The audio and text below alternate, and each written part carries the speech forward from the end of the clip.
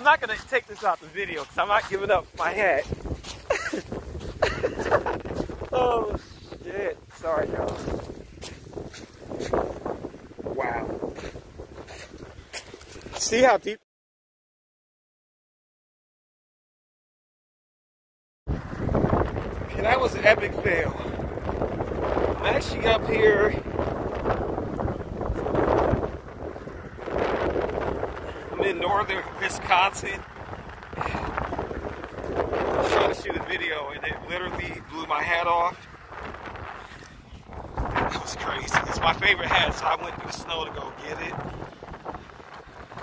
It's an old hat, but I've had it for like 10 years.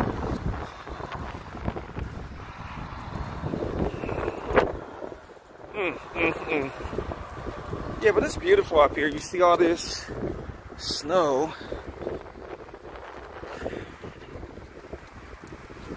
I had to push my hat way down so it doesn't try to fly away again.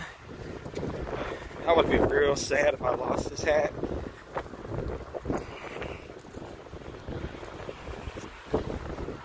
Hey, it's life out here on the road. I love it.